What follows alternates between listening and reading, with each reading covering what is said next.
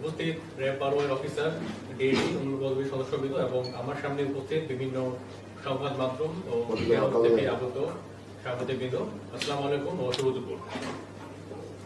Rapid action battalion প্রতিষ্ঠাকালীন সময় থেকে দেশের সার্বিক আইন শৃঙ্খলা পরিস্থিতি সমুন্নত রাখার লক্ষ্যে এবং অপরাধীদের আইনের আওতায় নিয়ে আসার জন্য অগ্রণী ভূমিকা পালন করে আছে।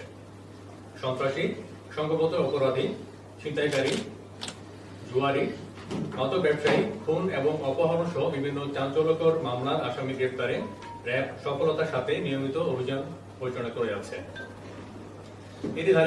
এরই ধারাবাহিকতায় অধিনায়ক র্যাব 12 সিরাজগঞ্জ মহোদয়ের দিক নির্দেশনায় এবং তথ্য প্রযুক্তির সহায়তায় গত 22 ফেব্রুয়ারি 2026 রাত 22:30 ঘটিকায় র্যাব 12 সদর কোম্পানির একটি চৌকস অভিযানিক দল সিরাজগঞ্জ জেলার যমুনা সেতু পশ্চিম থানাধীন যমুনা সেতুর টোল প্লাজা এলাকায় একটি মাদক বিরোধী অভিযান পরিচালনা করে 3 কেজি 90 গ্রাম হেরোইন সহ একজন মাদক সরবরাহকারীকে গ্রেফতার করতে সক্ষম হয়।